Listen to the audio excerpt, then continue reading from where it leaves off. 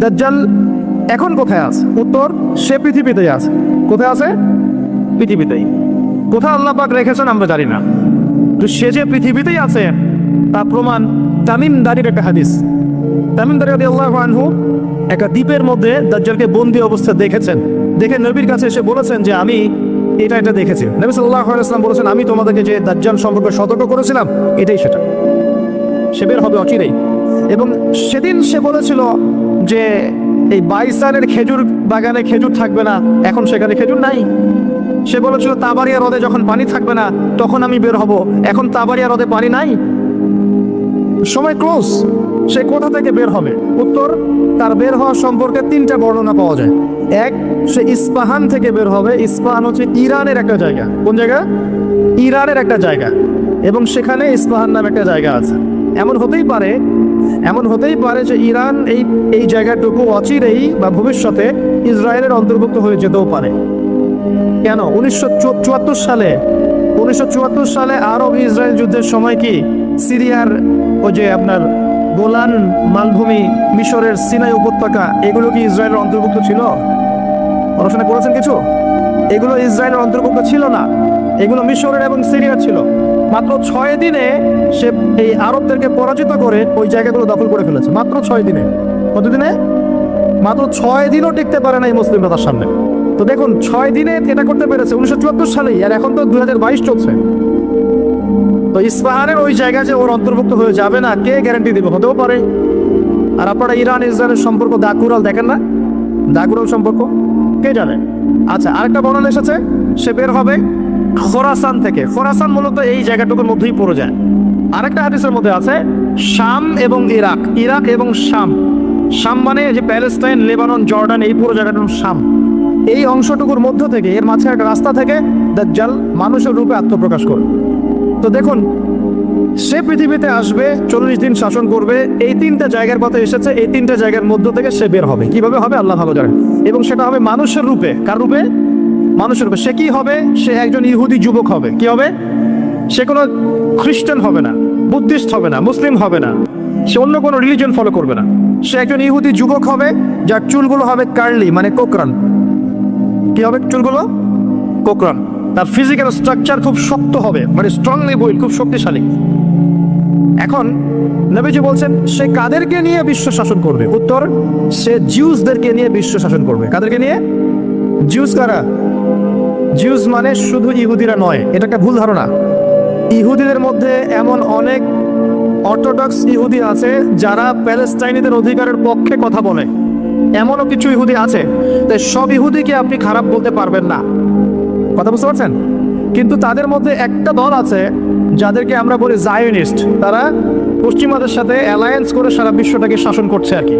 এই জায়োনিস্টরাই ইনশাআল্লাহ তাআলা, এটা আমার কনসেপ্ট, আমার গবেষণা, এরাই মসিহুদ দাজ্জালকে ফলো করবে ইনশাআল্লাহ, এবং তাদেরকে নিয়ে সে পুরো ওয়ার্ল্ডটাকে শাসন করবে। আর আপনি কনক্লুশন পেলেন কি? দাজ্জালের চেয়ে বড় কোনো ফিতনা নাই। সে মানুষের রূপে এখনো বের হয় নাই, কিন্তু পৃথিবীতে আছে, বের হবে। কোন কোন জায়গা থেকে তাও বলে দিলাম।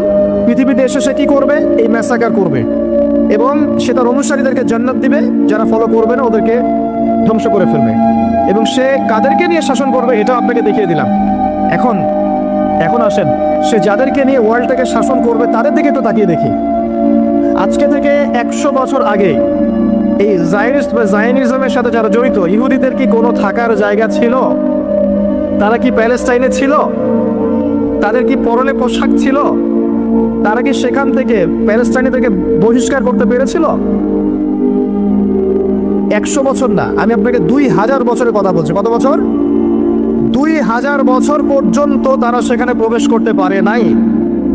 আর রাসূল সাল্লাল্লাহু আলাইহি ওয়াসাল্লামের জামানা, তারপর আবু বকর সিদ্দিক, তারপর ওমর, তারপর উসমান, তারপর আলী রাদিয়াল্লাহু আনহুম, তারপর উমাইয়াদের প্রায় 90 বছর, আব্বাসীয়দের 500 বছর, ফাতেমিদের খেলাফত, কর্ডোভার ইসলামী খেলাফত, মামলুকদের শাসন, সালাহউদ্দিন আইয়ুবী রাহিমাহুল্লাহর সময়, এই মোগলদের সময়, ওসমানীয়দের সময়, কোনো সময় তারা প্যালেস্টাইনে ঢুকতে পারে নাই। 1914-এ যখন ফার্স্ট ওয়ার্ল্ড ওয়ার হয়েছে, তারপর ব্রিটেন সেখান থেকে চলে গিয়ে ওদেরকে জায়গা করে দিয়েছে। ওইখান থেকে 100 বছর হয়ে গেল তারা সেখানে আরবদের নাকের ডগায় বসে পুরো আরবদেরকে না, পুরো বিশ্বকে শাসন করছে। দাজ্জালকে আপনি দেখেননি, তার অনুসারীদেরকে আপনি দেখেন। তাদের অবস্থা এখন কি? জি বলছি, যাদের থাকার জায়গা ছিল না, খাবার ছিল না, পানি ছিল না, কোনো সার্বভৌমত্ব ছিল না, কোনো রাষ্ট্র ছিল না, তারা এখন পুরো বিশ্বের শক্তিশালী। শুধু তাই নয়, যারা মিলিটারি অ্যাফেয়ার্স সম্পর্কে জানেন, যারা পলিটিক্স করেন, যারা আপনার অর্থনীতি বোঝেন, তারা আমার কথা বুঝবেন, অন্যরা হয়তো বুঝবে না। তারা সেখান থেকে সারা ওয়ার্ল্ডের ব্যাংকিং সিস্টেমগুলো নিয়ন্ত্রণ করে ফেলেছে। আপনি ওদের বাইরে যেতেই পারবেন না। এবং তারা ওদের ব্যাংকিং সিস্টেম দিয়ে সারা ওয়ার্ল্ডকে সুদখোর বানিয়েছে। সুদ ছাড়া কোনো লোন তারা দিবে না। একটা IMF এর লোনের জন্য কত চড়াই উতরাই পার করতে হয় আপনি জানেন না। ইকোনমিক্স পড়েন তাহলে বুঝবেন। এমনি এমনি দিবে না, সুদ ছাড়া তো দিবেই না। আর সুদ তো আমাদের শোধ করতে হবে না, শোধ করতে হবে। তো এদের সিস্টেমটাই সুদভিত্তিক ইকোনমিক সিস্টেম। ফাইন্যান্সে যান, ফাইন্যান্স, পুরো ওয়ার্ল্ডের যে ফাইন্যান্সগুলো আছে এগুলো ওদের হাতে। মিডিয়াতে যান, সারা ওয়ার্ল্ডের বড় বড় মিডিয়াগুলো ওদের হাতে। আপনি পলিটিক্যাল দর্শনগুলোতে যান, পুরো ওয়ার্ল্ডে যে পলিটিক্যাল সিস্টেমগুলো চলছে এগুলো লঞ্চ ওরাই করেছে। খেলাফা নাই, ওই যে খলিফা খিলাফা এটা বাদ, এখন ওদের দর্শনগুলো চলছে। তারপরে কি, অস্ত্র শস্ত্রের দিকে যান, অস্ত্র শস্ত্র, সারা বিশ্বে যত মারণাস্ত্র, নিউক্লিয়ার ওয়েপেন্স এবং থার্মো নিউক্লিয়ার ওয়েপেন্স সবকিছু এখন ওদের কাছে। কয়টা মুসলিম কান্ট্রির কাছে নিউক্লিয়ার ওয়েপেন্স আছে বলেন? কয়টা মুসলিম কান্ট্রির কাছে আকাশ প্রতিরক্ষা ব্যবস্থা আছে, মিসাইলস আছে? উত্তর কোরিয়ার কাছে থাকলেও দেখা যায় যে তুরস্কের কাছে নাই। দেখবেন যে কি বলবো, চায়না রাশিয়া ওদের কাছে থাকলেও আমাদের আরব কান্ট্রির কাছে নাই। তো দেখেন, ওয়ার্ল্ডকে এই জায়গা থেকে বোঝেন, বিশৃঙ্খলা করে না। দাজ্জালকে যদি বিশ্ব শাসন করতে হয়, আপনাকে যদি বিশ্ব শাসন করতে হয়, আমাকে যদি বিশ্ব শাসন করতে হয়, তাহলে আমাকে বিশ্বের মিডিয়া, প্রযুক্তি, ফাইন্যান্স, ইকোনমিক্স, পলিটিক্স নিয়ন্ত্রণ করতে হবে কি হবে না? সহজ কথা বলেন, হবে কি হবে না? হবে না। আপনার যদি ইকোনমিক কোনো পাওয়ার না থাকে, ডমিনেন্স না থাকে, আপনি কি সারা ওয়ার্ল্ডের ইকোনমি নিয়ন্ত্রণ করতে পারবেন? শ্রীলঙ্কা কি পারবে সারা বিশ্বের ইকোনমি নিয়ন্ত্রণ করতে? পারবে? বাট USA পারে, কারণ ডলার। কারণ কি? ডলার। বুঝতে পারছেন কথা? এই যে মালদ্বীপ কি পারবে সারা ওয়ার্ল্ডের মিডিয়া নিয়ন্ত্রণ করতে? পারবে? পারবে না। বাট ইসরায়েল পারবে, বাট বিকজ ওর কাছে গুগল, অ্যাপেল ট্যাপেল সব ওদের। তার মানে এক কথায়, ওয়ার্ল্ডকে রুল করতে হলে আপনার ওয়ার্ল্ডের বড় বড় জিনিসগুলোকে নিয়ন্ত্রণ করতে হবে না? দাজ্জাল না আসলেও তার অনুসারীরা এগুলো অলরেডি নিয়ন্ত্রণ করে ফেলছে। আমি কি এখন আপনাদেরকে বোঝাতে পারছি যে নূর বা আলো কি জিনিস? নূর অর্জন করলে আপনি এমন কিছু দেখবেন, এমন কিছু বুঝবেন যেটা সবাই বুঝবে না। কিন্তু একজন সাহাবীর নাম বলি, আনাস বিন নাজার। কি নাম? আনাস বিন নাজার রাদিয়াল্লাহু আনহু। তিনি উহুদের যুদ্ধের মাঠে কি করছেন আমি আপনাকে একটু দেখাই। একটা গুজব ছড়িয়ে পড়েছে যে মুশরিকরা মুহাম্মদ সাল্লাল্লাহু আলাইহি ওয়াসাল্লামকে তাকে হত্যা করেছে। নাউজুবিল্লাহ। কারণ উহুদের যুদ্ধে আমাদের নবীর এখানে আঘাত লেগেছে, এই যে ভ্রুর এই নিচে কড়া ঢুকে গেছিল, একটু পায়ের মধ্যে আঘাত পেয়েছিলেন, তারপর দাঁত মোবারক শহীদ হয়ে গিয়েছিল। আব্দুল্লাহ বিন কামিয়া নামে এক লায়নাহুল্লাহ, এক মুশরিক নবীজিকে আঘাত করেছিলেন। ঠিক আছে, তো একটা গুজব ছড়িয়ে পড়েছিল যে মুশরিকরা মুহাম্মদ সাল্লাল্লাহু আলাইহি ওয়াসাল্লামকে হত্যা করেছে। নাউজুবিল্লাহ। তখন অনেক সাহাবী অস্ত্র ফেলে দিয়ে বসে যান, যে নবী নাই, আমরা যুদ্ধ করে কি করব? কথা বুঝতে পারছেন? তারা হাতে হাত রেখে বসে আছে। এখন এই আনাস বিন নাদর রাদিয়াল্লাহু আনহু তিনি বলছেন, কি হয়েছে তোমাদের, সমস্যা কি? তখন সাহাবীরা বলছেন, মুহাম্মদ সাল্লাল্লাহু আলাইহি ওয়াসাল্লাম তো শহীদ হয়েছেন, ইন্তেকাল করেছেন, আমরা যুদ্ধ করে কি করব? তখন আনাস বিন নাদর রাদিয়াল্লাহু আনহু বলছেন যে মুহাম্মদ সাল্লাল্লাহু আলাইহি ওয়াসাল্লাম যদি নিহত হয়ে থাকেন, তাহলে আমরা আর বেঁচে থেকে কি করব? চলো আমরা যুদ্ধ করে শহীদ হয়ে যাই, আমরা এখানে বেঁচে থেকে কি করব? তখন তিনি ছুটছেন ঘোড়া নিয়ে। আর সাদ বিন মুয়াজ নামে একজন সাহাবী। কোন সাহাবী? সাদ বিন মুয়াজ। এই সাহাবী বলছেন যে তুমি কোথায় ছুটছো? তখন আনাস বিন নাদর রাদিয়াল্লাহু আনহু বলছেন, আল্লাহর কসম করে বলছি, আমি উহুদ পাহাড়ের পিছন থেকে জান্নাতের ঘ্রাণ পাচ্ছি। কে বলছে এই কথা? আনাস বিন নাদর রাদিয়াল্লাহু আনহু। তিনি ছুটে গেলেন, গিয়ে বীর বিক্রমে যুদ্ধ করলেন। পরে তিনি যখন শহীদ হয়েছেন, তার লাশটাকে চেনাই যাচ্ছে না। তার লাশের মধ্যে 80টার বেশি তরবারের আঘাত ছিল। কতটা? পরে হাতের নখ, তার বোন যুদ্ধ শেষে হাতের নখ দেখে তাকে শনাক্ত করেছেন, ইনি আনাস বিন নাদর রাদিয়াল্লাহু আনহু। সবাই সবকিছু দেখবে না, সবাই সবকিছু শুনবে না। আল্লাহ পাক যাদেরকে নূর দিবেন আল্লাহর পক্ষ থেকে, তারা অনেক কিছুই দেখবে যেটা অন্যরা বুঝতে পারবে না। এখন আমি দেখালাম, সে সশরীরে এখনো বের হয় নাই, তাতে কি হয়েছে? তার অনুসারীরা কিন্তু সারা ওয়ার্ল্ডে এখন শক্তিশালী হয়ে গেছে। এবং এটা বিশ্বে প্রথমবারই হয়েছে, এর আগে কখনো হয়নি এমনটা। বরং বিশ্বে শতাব্দীর পর শতাব্দী ইহুদি খ্রিস্টানদের মধ্যে কোনো বন্ধুত্ব ছিল না, বরং এরা একে অপরের শত্রুই ছিল। 1800 শতাব্দীতে এসে 1897-এর দিকে এসে এরা এই মুভমেন্ট ফর্ম করে বিশ্বে এগিয়ে গেছে। তো ওরা যখন এত শক্তিশালী হয়েছে, আমরা এই সময় কি করছিলাম ভাই?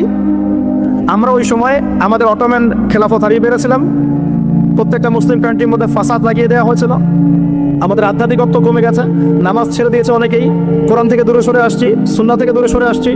হ্যাঁ, ইখতিলাফি মাসআলাগুলো কিনা আমরা আপোষে তর্কে লিপ্ত আছি, পলিটিক্যালি এবং ধর্মতাত্ত্বিকভাবে আমরা একে অপরের সাথে লড়াই করছি। আমরা আমাদের অরিজিনাল এনিমিদেরকে ফাইন্ড আউট করতে এখনো পারি নাই। আমরা আমাদের জীবনের লক্ষ্যটাই অনেকে বুঝতে পারি নাই, কি কারণে আমরা পৃথিবীতে এসেছি। তো শুধু হালুয়া রুটি আর শ্যামাই খেলে কি হবে? ওয়ার্ল্ড অ্যাফেয়ার্সটা বুঝতে হবে, কোরআন সুন্নাহ দিয়ে আমাকে ডিল করতে হবে। এখন প্রশ্ন হচ্ছে, এই বিষয়টা কি চিরস্থায়ী হবে? উত্তর না। মুসলিমদের উপরে যে ডমিনেন্স এবং আমাদের ব্যাকফুট চলে আসা, এটা কিন্তু চিরস্থায়ী হবে না ইনশাআল্লাহ তাআলা। ইনশাআল্লাহ তাআলা অচিরে আল্লাহ রাব্বুল আলামিন মুসলিমদের এই দুরবস্থাগুলো কাটিয়ে ফেলবেন ইনশাআল্লাহ।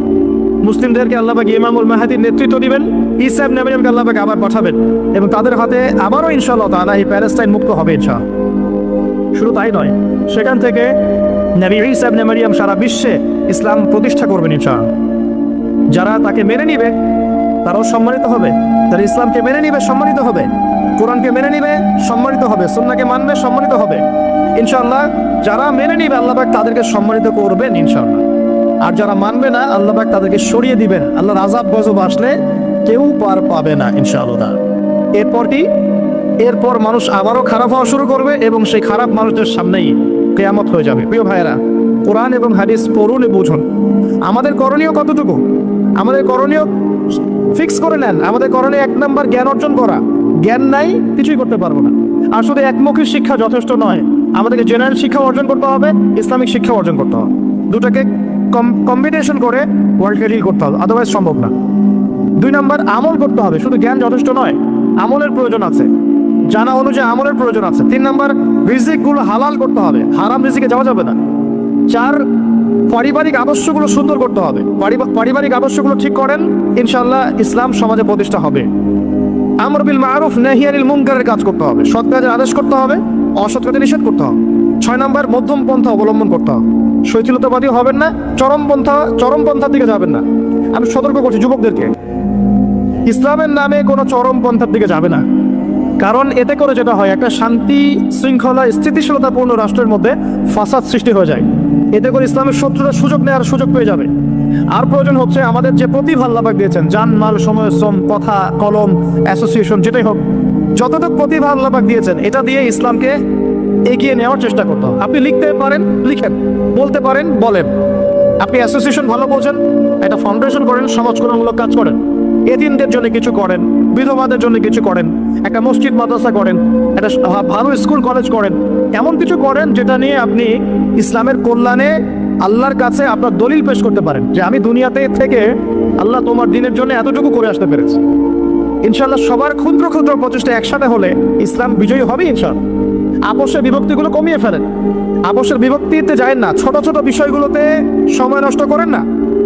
যখন সারা ওয়ার্ল্ডে মুসলিমরা মার খাচ্ছে, ইয়েমেনের বাচ্চাদের রক্ত ঝরছে, এই যে রোহিঙ্গাদের কি অবস্থা দেখেন, উইঘুরদের কি অবস্থা দেখেন, সিরিয়ার অবস্থা দেখেন, ইরাকের অবস্থা দেখেন, আর আমরা এগুলো নিয়েই পড়ে আছি। সুবহানাল্লাহ সুবহানাল্লাহ। আর যখন আমরা প্রশস্ত দৃষ্টির কথা বলছি, কিছু মানুষ এই ফ্লোটাকে থামিয়ে দেওয়ার জন্য আমাদের পিছনে এই খারেজি, এই সন্ত্রাসী, এই হাবিজাবি টাইটেল দিচ্ছি।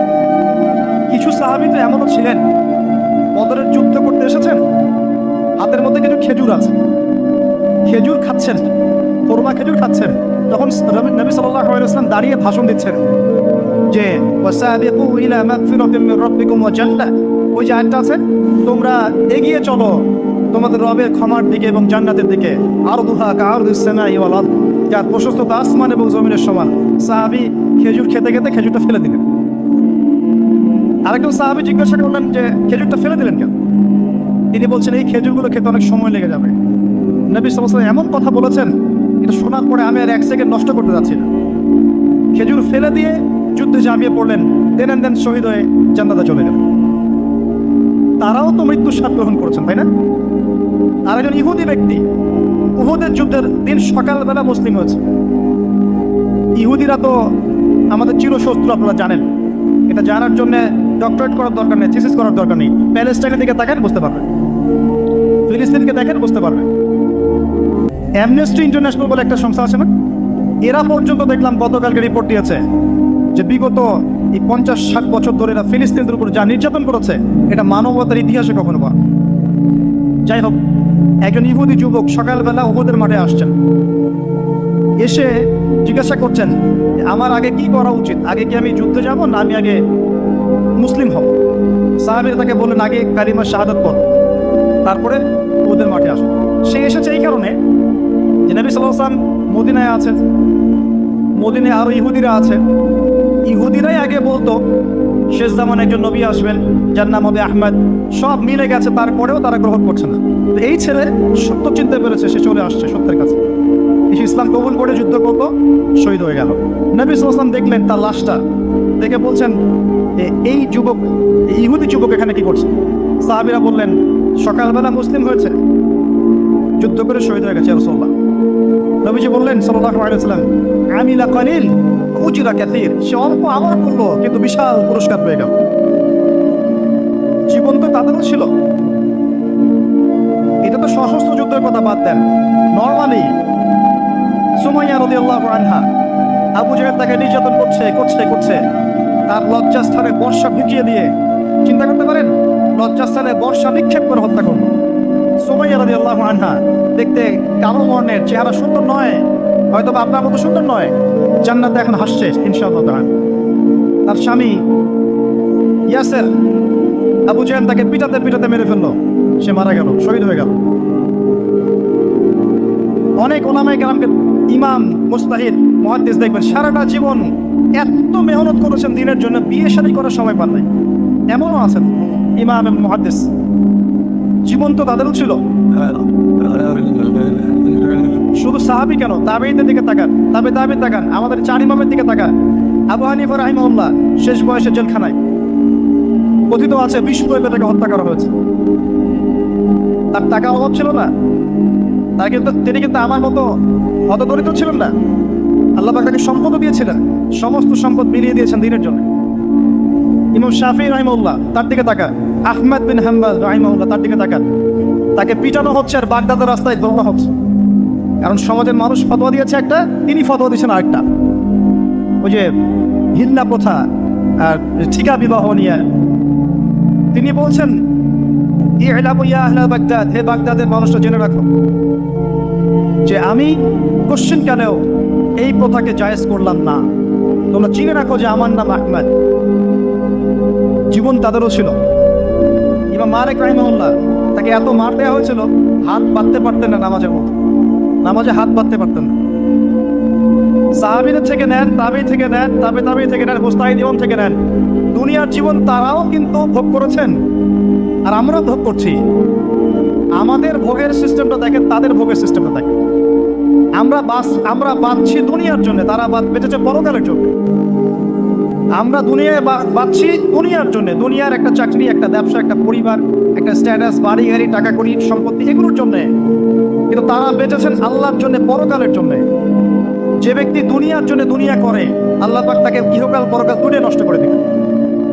যে ব্যক্তি পরকালের জন্য দুনিয়া করবে, আল্লাহ পাক তাকে দুনিয়া গুছিয়ে দিবেন, আখিরাতে গুছিয়ে দিবেন ইনশাআল্লাহ। প্রথম কথা হচ্ছে এই, দুনিয়ার জীবনকে প্রাধান্য দেওয়া যাবে না। দুনিয়ার জীবনে প্রত্যেকটা কাজ আপনি একটা উদ্দেশ্যে করবেন, সেটা হচ্ছে আল্লাহ সন্তুষ্ট। বিয়ে শাদী করেছে কেন? আল্লাহর জন্যে। পরিবার গঠন করেছে কেন? আল্লাহর জন্যে। সন্তান নিয়েছে কেন? আল্লাহর জন্যে। দিন শিখেছি কেন? এরম শিখেছি কেন? আল্লাহর জন্যে। চাকরি কেন করি? আল্লাহর জন্যে। প্রতিটা কাজ ইবাদত হবে যদি আপনি মুহাম্মদ সাল্লাল্লাহু আলাইহি ওয়াসাল্লামের তরিকা মেনে চলেন। একটা বিষয় বোঝার বাকি আছে আমাদের, দুনিয়ার জীবনটা 1 সেকেন্ডের জীবন।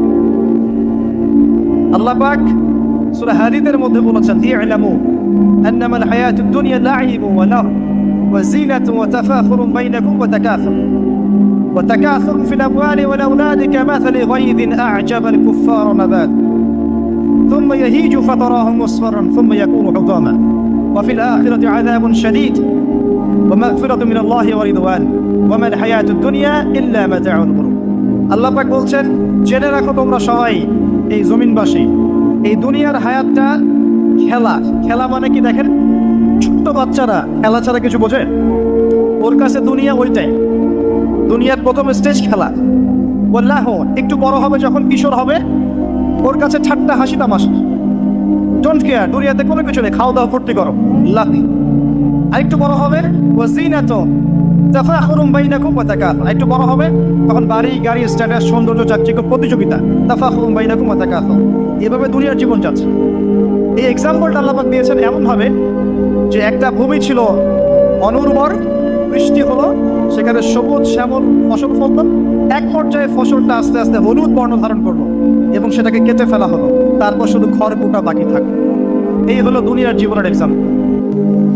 এরপর পরকালে বাকি আছে দুইটা জিনিস, হয় ক্ষমা, রিদওয়ান মাগফিরাত ক্ষমা, অথবা আযাবুন শাদীদ।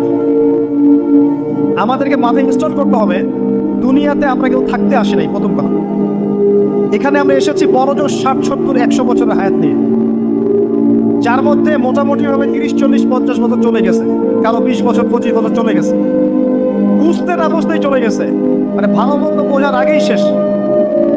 যদি তার বয়স হয় 60 বছর, তাহলে এখন বাকি আছে 30 বছর। এই ব্যক্তি যদি ঠান্ডা মাথায় রাতের বেলা চিন্তা করে এই 30 বছর যে আমার চলে গেছে, আমার অ্যাপ্রক্সিমেটলি 30 বছর বাকি আছে।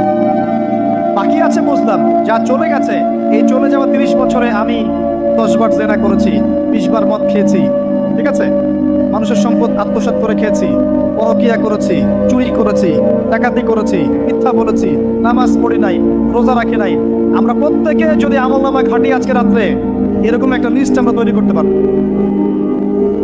আজকে রাত্রে বাসায় ফিরে গিয়ে প্রত্যেকে যদি একটা আমল নামা ঘাটতে চাই, চোখ বন্ধ করে চিন্তা করি যে এই 30 বছর আমি কি কি করেছি, দেখবেন আপনি জেনার পাপ পাবেন, মাদকের পাপ পাবেন, অন্যের সম্পদ আত্মসাতের পাপ পাবেন, নামাজ না পড়ার পাপ পাবেন, রোজা রাখেন নাই, যাকাত দেন নাই, কোনো কোনো ক্ষেত্রে মিথ্যা বলেছেন, প্রতারণা করেছেন, মানুষের সম্পদ লুটে পুটে খেয়েছেন, অনেক কিছু করেছেন। কিন্তু আমাদের চলাফেরা দেখলে মনে হয় যে আমরা কোনো পাপ করিনি। এই জায়গায় ঠান্ডা মাথা চিন্তা করে আপনি দেখবেন পাপ দুই রকম। কয় রকম? দুই রকম। আপনি দেখবেন আল্লাহর সাথে জড়িত কিছু পাপ পাবেন, নামাজ পড়েন নাই, রোজা রাখেন নাই, মিথ্যা বলেছেন, ইত্যাদি ইত্যাদি। কিছু পাপ পাবেন আল্লাহর সাথে জড়িত, কিছু পাবেন মানুষের সাথে জড়িত। আল্লাহর সাথে জড়িত পাপগুলো ক্ষমা নেওয়া খুব সহজ। ওযু করে এসে 2 রাকাত নামাজ পড়ে চোখের জল ফেলে দিয়ে, চোখের পানি ফেলে দিয়ে আল্লাহর কাছে হাত তুলে এখানে যদি বলে আল্লাহুম্মা আনতা রাব্বি, বলেন আল্লাহুম্মা আনতা রাব্বি লা ইলাহা ইল্লা আনতা খলাকতানি আনা আবদুক ওয়া আনা আলা আহদিক ওয়া ওয়া'দিকা মাস্তাতা'তু আউযু বিকা মিন শাররি মা সানা'তু আবুউ লাকা বিনি'মাতিকা আলাইয়া ওয়া আবুউ বিযানবি ফাগফিরলি ওয়া ইন্নাহু লা ইয়াগফিরু যুনুবা ইল্লা আনতা। এটা না পারেন অ্যাটলিস্ট আস্তাগফিরুল্লাহাল্লাযী লা ইলাহা ইল্লা হুয়াল হাইয়ুল কাইয়ুম 3 বার চোখের পানি ফেলে দেন, আল্লাহর কাছে ওয়াদা করেন আল্লাহ যা করেছি ছেড়ে দেব, আগামী যতদিন বেঁচে থাকবো কোরআন এবং সুন্নাহর বাইরে এক চুল যাব না ইনশাআল্লাহ। এবং আগামী দিনগুলোতে আল্লাহ পাক তোমার আদেশ যখন যেভাবে আসবে আমি পালন করবো ইনশাআল্লাহ। যদি আল্লাহ পাক মনের মধ্যে খুলুসিয়াত দেখেন যে তাওবাতান নাসুহা করছে, মন থেকে তওবা করছে, আল্লাহ পাক আপনার সমস্ত গুনাহগুলোকে নেকিতে কনভার্ট করতে পারবেন। আল্লাহ পাক শুধু গুনাহ মাফ করবেন তা নয়, আল্লাহ পাক গুনাহগুলোকে নেকি দিয়ে পরিবর্তন করতে পারেন।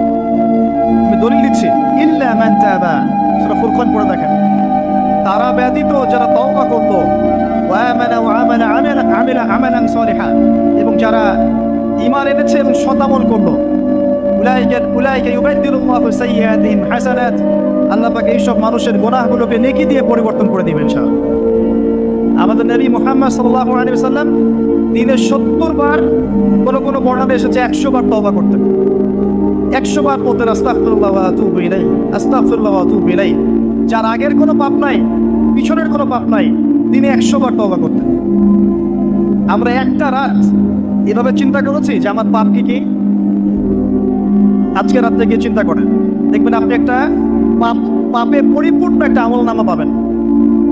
এবার আপনি চিন্তা করেন যে আপনি যদি আগামী 30 বছর বাঁচেন বা 40 বছর বাঁচেন, এই সময়টাকে আপনি কিভাবে মূল্যায়ন করতে চান?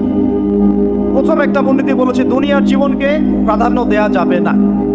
ওয়ামা হাদিহিল হায়াতুদ দুনিয়া ইল্লা মাতাউল গুরুর, সম্পূর্ণ মরীচিকা।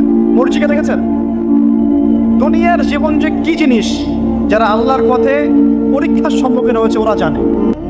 মানে কিচ্ছু না, মানে মুহূর্তে আল্লাহ পাক ইহকাল পরকালের ফয়সালা করে ফেলবো। আমরাও বুঝবো, এটা আমরা বুঝবো না এমন নয়। ইয়াং ছেলে রাস্তায় যাচ্ছে, বাইক নিয়ে খুব দাবরানি দিচ্ছে, আছে না? হঠাৎ অ্যাক্সিডেন্ট, ডেট, স্পট ডেট। এটা দুনিয়ার জীবন। তার সারা জীবন দুনিয়ার পিছনে ছুটেছে, শেষ বয়সে হতাশ, কিছুই পেলাম না। পাবে না, কারণ আল্লাহর পথে না চললে শেষ বয়সে কেউ কিছু পাবেন না। যন্ত্রণা, হতাশা, গ্লানি ছাড়া তখন দেখবেন আত্মহত্যা করে শেষ। ডেট। একটা কথা বলছিলাম যে আপনি চলার পথে কোরআন সুন্নাহর প্রতিকূলে আমল, আকীদা, মানহাজ, মুআমালাত এগুলো দেখলে কি করবেন? কোরআন সুন্নাহকে অগ্রাধিকার দিবেন নাকি চলমান বিষয়কে অগ্রাধিকার দিবেন? ইবাদত করতে এসে দেখছেন আমলের নামে বেদাত চলছে, কি করবেন? বেদাতীদের সাথে আপোষ করবেন না কোরআন সুন্নাহে ফিরে আসবেন? আপনি তাওহীদের ক্ষেত্রে দেখছেন মানুষ ইসলামের নামে শিরক করছে, এখন আপনি কি সংখ্যাগরিষ্ঠ মানুষকে অগ্রাধিকার দিবেন না কোরআন সুন্নাহর কাছে আসবেন?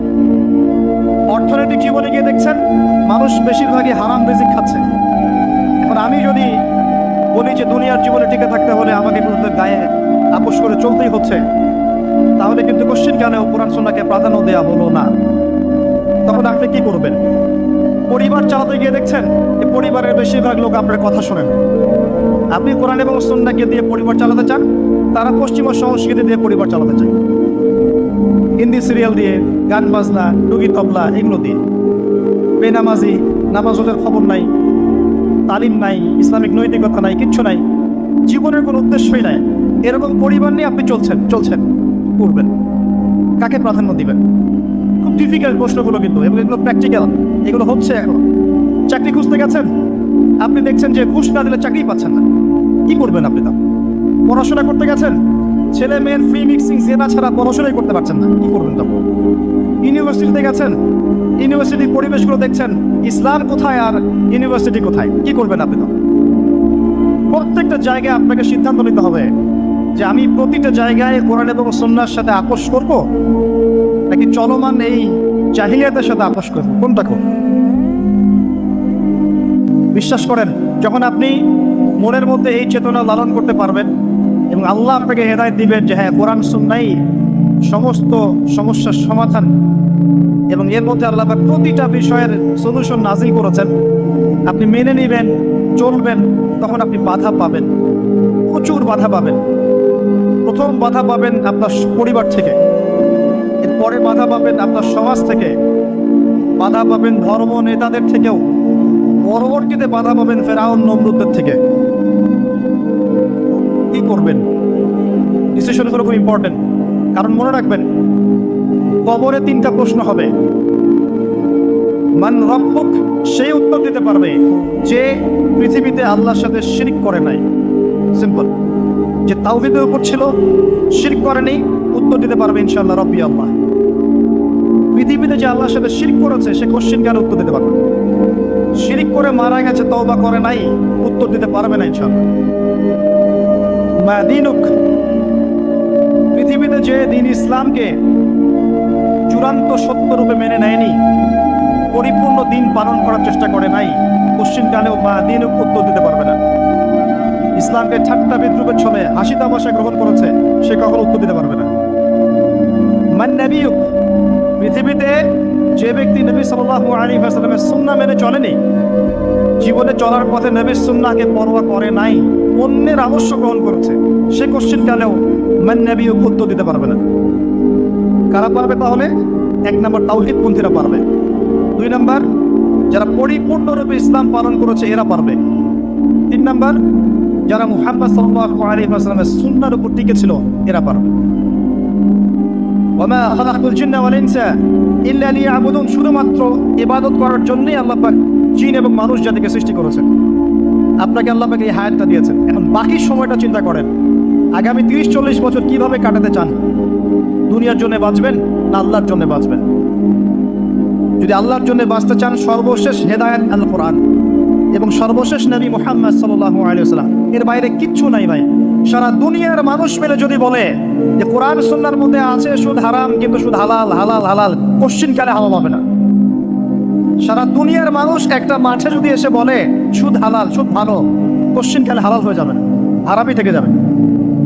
সারা দুনিয়ার মানুষ যদি বলে পর্দা করার দরকার নাই, এটা সেকেলে, এটা সেকেলে হয়ে যাবে না, এটা ফরজ থেকে যাবে। কিচ্ছু নাই কোরআন সুন্নাহর বাইরে, কিচ্ছু নাই। যা আছে দেখছেন বোগাস, যার কোনো ভিত্তি নাই, মানুষের মন গড়া প্রবৃত্তির অনুসরণ। এখন আপনি যখন কোরআন এবং সুন্নাহর কাছে আসতে চাইবেন, তখন কিন্তু আপনি চতুর্দিক থেকে বাধা পাবেন। এই পথ চলাটা এত সহজ হবে না। হ্যাঁ, কাদের জন্য সহজ হবে? যারা প্রোটেস্ট্যান্ট মুসলিম হবে। কি মুসলিম? প্রোটেস্ট্যান্ট মুসলিম। এটা কেমন? মানে ওটাও ঠিক এটাও ঠিক, সুদ খেলেও হয় না খেলেও হয়, পর্দা করলেও হয় না করলেও হয়, নামাজ পড়লেও হয় মাঝে মাঝে ছাড়লেও হয়, যাকাত দিলেও হয় না দিলেও হয়। মডারেট প্রোটেস্ট্যান্ট মানে কোরআন সুন্নাহ যা আছে এগুলো খুব কঠিন মনে হয়, একটু মৌলবাদী মনে হয়, এগুলো মানলে তো এই যুগে চলা যায় না, এগুলো ওই যুগের জন্য। এরকম ভরসাবে যারা চিন্তা করবে তাদেরকে কষ্ট পেতে হবে না। তারা দেখবেন কষ্ট না করেই দুনিয়ার জীবন কাটিয়ে দিচ্ছে, ওদের কোনো বাধা বিপত্তি আসবে না। আপনি যখন কোরআন সুন্নাহকে আঁকড়ে থাকবেন, কেমন করে আঁকড়ে থাকবেন? মারির দাঁত দিয়ে কামড়ে থাকবেন, নবীজি বলেছেন। মারির দাঁত দিয়ে কামড়াতে বলেছেন, সামনের দাঁত দিয়ে কামড়ালে ছটকে যাবে, টান দিলে ছিঁড়ে যাবে। মারির দাঁতে কামড় দিলে টান দিলে সহজে ছিঁড়বে না। এভাবে থাকলে আপনার বাধা আসবে। এখন আপনার সামনে দেখবেন আপনি কিছু ফিতনা এবং কিছু সলিউশন। আপনি নিয়াত করেছেন যে আপনার যে গুনাহগুলো হয়েছে এগুলো থেকে আপনি তওবা করবেন ইনশাআল্লাহ। আগামী দিনগুলো আপনি কোরআন এবং সুন্নাহ অনুসারে চলবেন। এই কথা সেটা একমত আছেন তো? এখন চলতে গিয়ে দেখবেন যে আপনি কিছু স্পষ্ট বিষয় দেখতে পারবেন যেগুলোর সাথে আসলে কোরআন সুন্নাহর খুব একটা মিল পাওয়া যাবে না। আপনি দেখবেন স্পষ্ট শিরক করছে মুসলিমরা, আপনি দেখবেন স্পষ্ট বেদাত করছে, আপনি দেখবেন হারাম খাচ্ছে।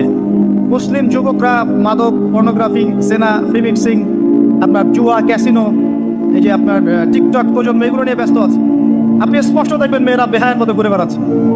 আপনি স্পষ্ট দেখবেন যে আপনি হালালে থাকলে চাকরি পাচ্ছেন না। আপনি স্পষ্ট দেখবেন পরিবারের লোকজন কথা শোনে না।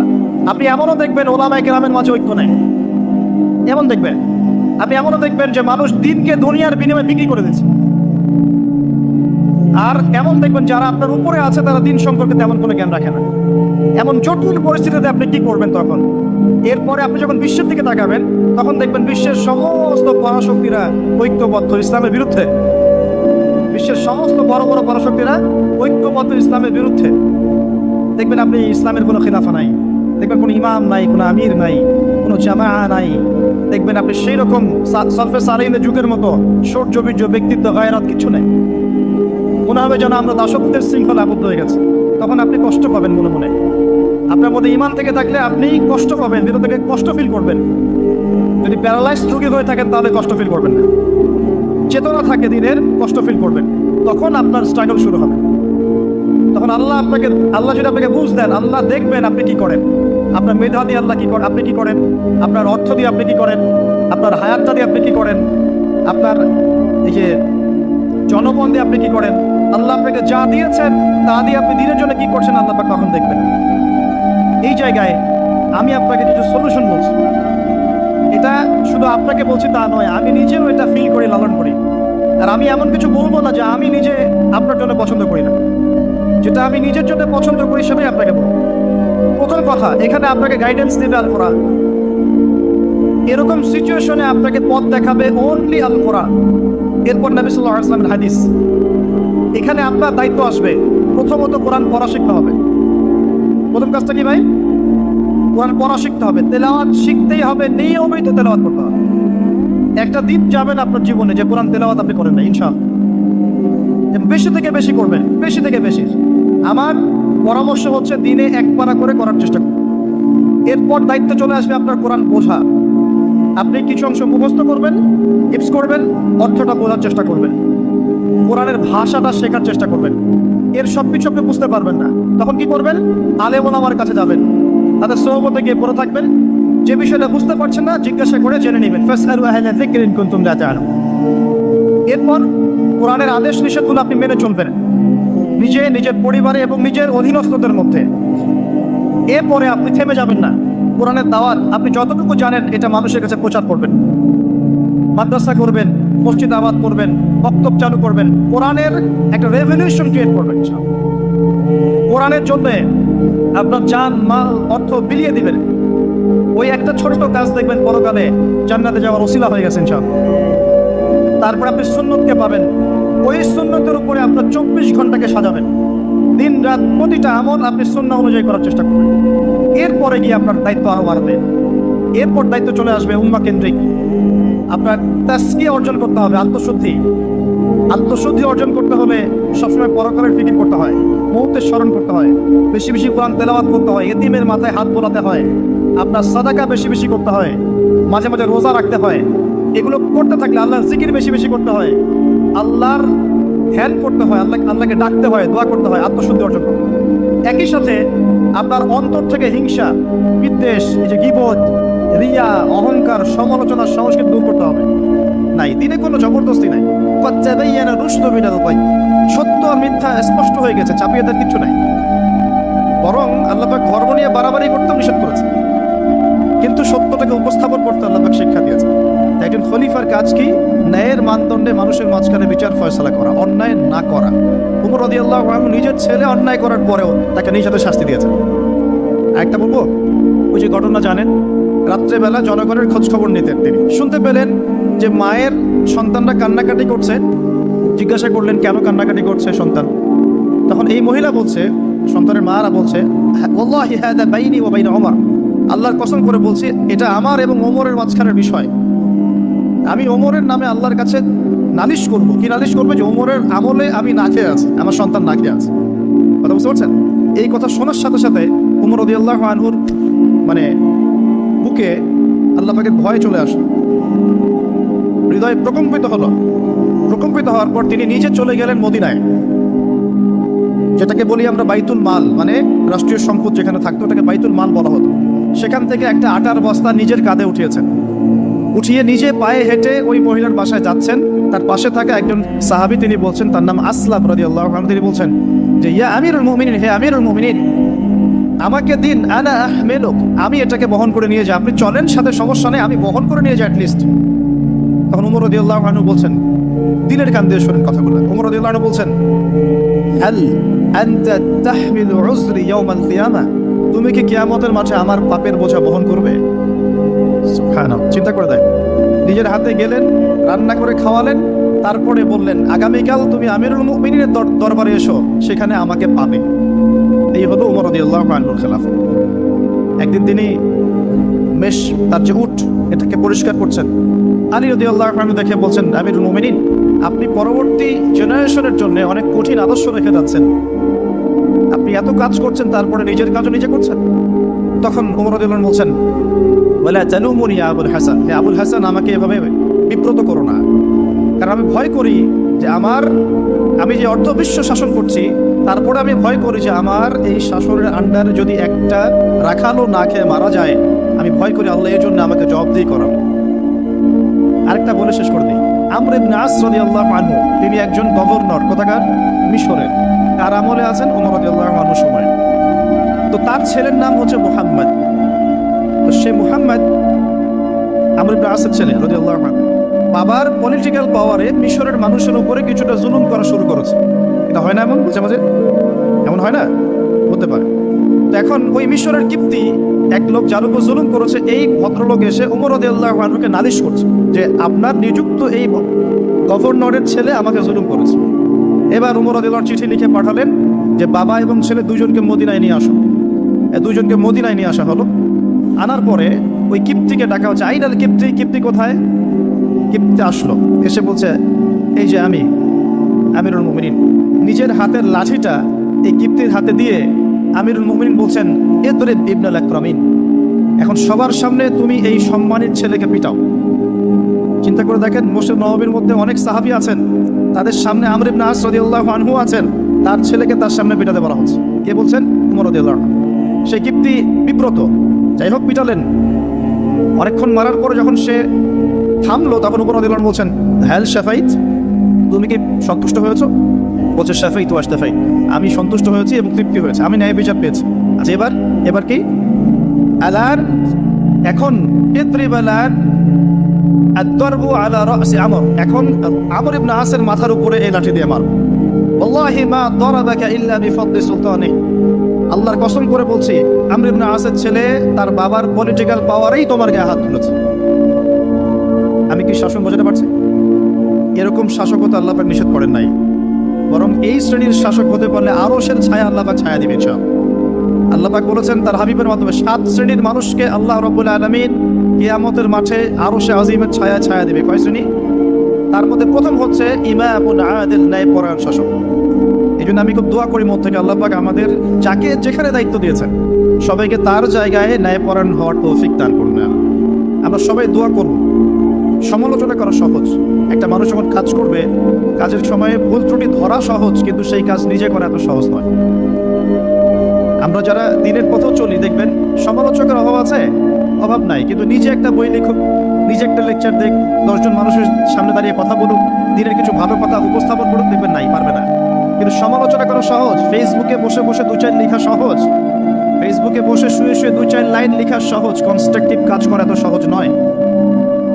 আর সবচেয়ে কঠিন কথা হচ্ছে আমাদের সবাইকে আল্লাহর কাছে ফিরে যেতে হবে এবং যার যার দায়িত্ব বুঝিয়ে দিতে হবে। আল্লাহ পাক আমাদের সবাইকে দাউদ আলাইহিস সালামের মতো, সুলাইমান আলাইহিস সালামের মতো, আদম আলাইহিস সালামের মতো আল্লাহর খলিফা হওয়ার তৌফিক দান করুন।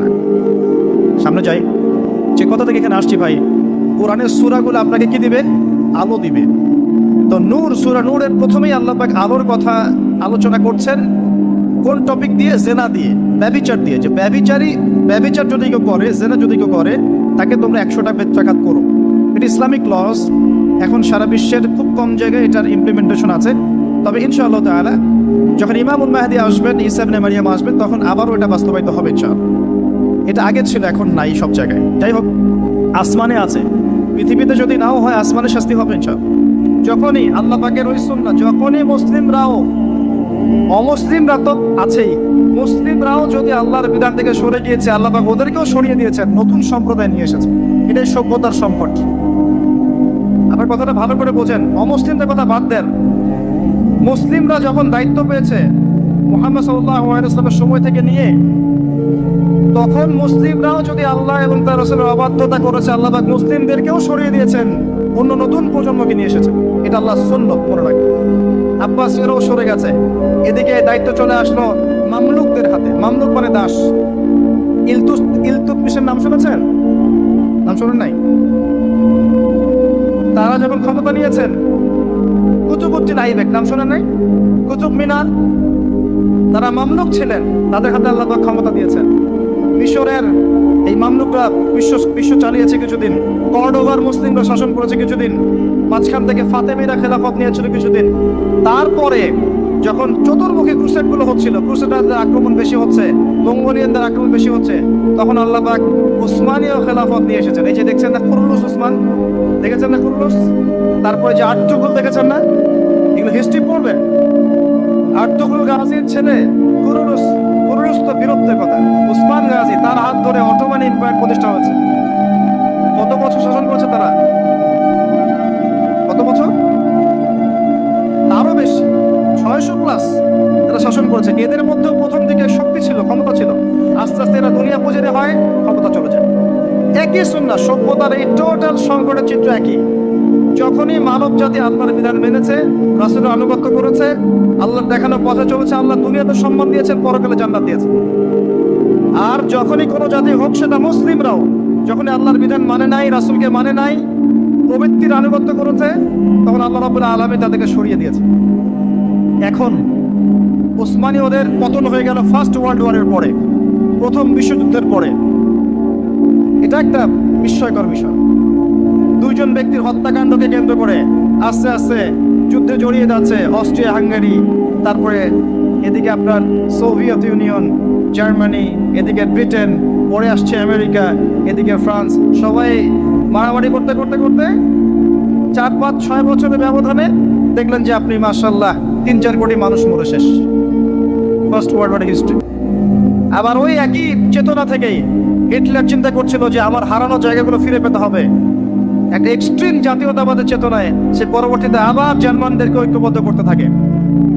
অভ্যন্তরীণ বিষয়গুলোকে ডিল করার পরে সে যখন পলিটিক্যাল ক্ষমতায় যায়, সে তখন ওই হারানো জায়গাগুলো ফিরে পাওয়ার চেষ্টা করতে থাকে, সামরিক বাহিনী শক্তিশালী করতে থাকে।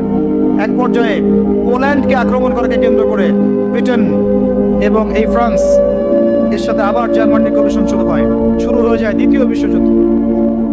দ্বিতীয় বিশ্বযুদ্ধ হতে হতে এক পর্যায়ে আমেরিকা জয়েন করে, এদিকে জাপান জয়েন করে, আস্তে আস্তে অটোম্যানরাও জড়িয়ে পড়ে। যে অটোম্যানরাও, তার আগেও তারা জড়িয়েছে আপনার ফার্স্ট ওয়ার্ল্ড ওয়ারে, তারা ফার্স্ট ওয়ার্ল্ড ওয়ারে জড়িয়েছে, সেকেন্ডটাতে আসলে ওদের তেমন প্রস্তুত ছিল না।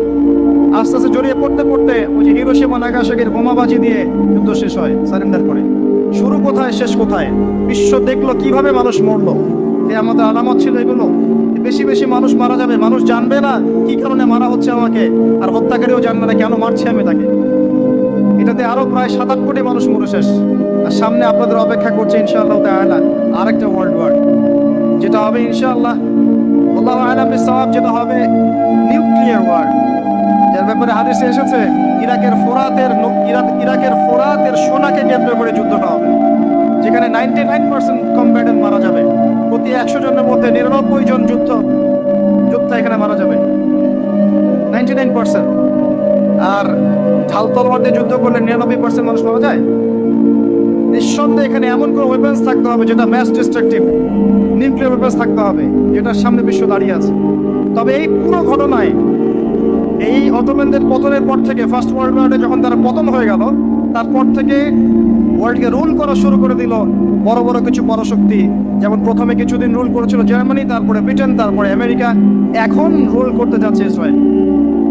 আস্তে আস্তে আস্তে আস্তে সভ্যতা এগিয়ে যাচ্ছে। এবং এই সময় এসে নবী সাল্লাল্লাহু আলাইহি ওয়াসাল্লাম অসংখ্য ফিতনার কথা আপনাকে বলে গেছেন। এই সময়টা আপনি পার করবেন, মানুষ সকালে মুমিন থাকবে, বিকেলে কাফের হয়ে যাবে, বিকেলে মুমিন থাকবে, সকালে কাফের হয়ে যাবে। নগ্নতা বাড়বে, সেনা বাড়বে, ধর্ষণ বাড়বে, হত্যা বাড়বে, পারিবারিক মূল্যবোধের অবক্ষয় ঘটবে।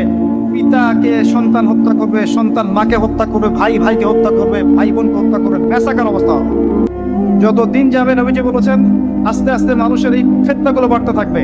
মেয়েদের সংখ্যা বাড়বে, ছেলেরা কমে যাবে, সময় সংক্ষিপ্ত হবে, বেশি বেশি ভূমিকম্প হবে, মহামারী, দুর্যোগ, বন্যা, জলোচ্ছ্বাস বাড়তে থাকবে, পৃথিবীতে কলুষণ বাড়তে থাকবে।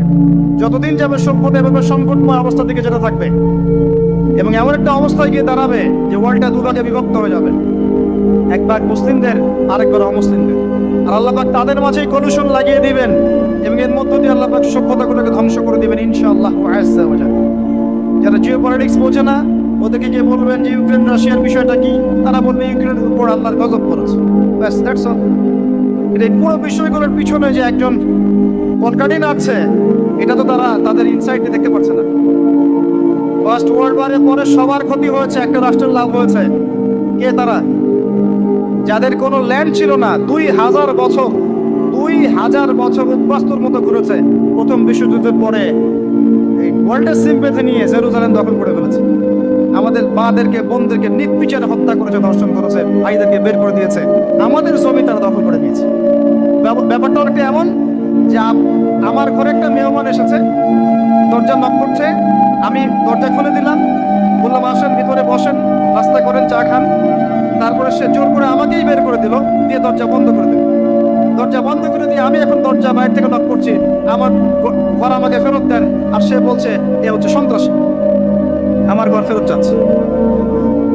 এবং সারা ওয়ার্ল্ডের যত মেইন বিষয়গুলো আছে, আপনার পলিটিক্স বলেন, ইকোনমিক্স বলেন, জিও পলিটিক্স বলেন, আপনার ফাইন্যান্স বলেন, মিডিয়া প্রযুক্তি বলেন, অস্ত্রশস্ত্র বলেন, সব কিছু সে নিয়ন্ত্রণ করছে সেই শুরু থেকে। তারপর সেকেন্ড ওয়ার্ল্ড ওয়ারে পরে সে আরো শক্তিশালী হয়েছে। প্রথমে ব্রিটেনের হাত ধরে, পরে আমেরিকার হাত ধরে। এখন সে তার সর্বোচ্চ শক্তিটা প্রয়োগ করবে ইনশাআল্লাহ দেখে নিয়ে, এবং আস্তে আস্তে সে আরো এত শক্তিশালী একটা জায়গায় আসবে যে তাকে ডমিনেট করা আর কারোর পক্ষে পসিবল হবে, এটা হবে। এবং এরাই তারা যারা মাসিহুদ দাজ্জালকে ফলো করবে, এবং দাজ্জাল সারা বিশ্ব শাসন করবে, কেউ তাকে ঠেকাতে পারবে না। আরে বিগত 70 বছরে যখন তারা এই কাজগুলো করেছে, তখন আমরা কি করছিলাম? আমরা ওই যে একে অপরের ভুল ধরছিলাম, আমরা একে অপরের বিরুদ্ধে নিচ্ছিলাম, একে অপরকে আমরা আন্ডারস্টিমেট করছিলাম, আমরা হালুয়া খাচ্ছিলাম, কিছু কিছু সময় জিলাপি খুরমা খাচ্ছিলাম। হ্যাঁ, আমরা একে অপরে কাদা ছোড়াছড়ি করতে করতে সময় নষ্ট করেছি। বিভিন্ন চেতনা স্লোগান দিয়ে দিয়ে আমরা আস্তে আস্তে সময়গুলো নষ্ট করেছি। এবং এই সময়গুলোতে ইসলামের শত্রুরা কত উঁচুতে চলে গেছে আপনি কল্পনা করতে পারেন।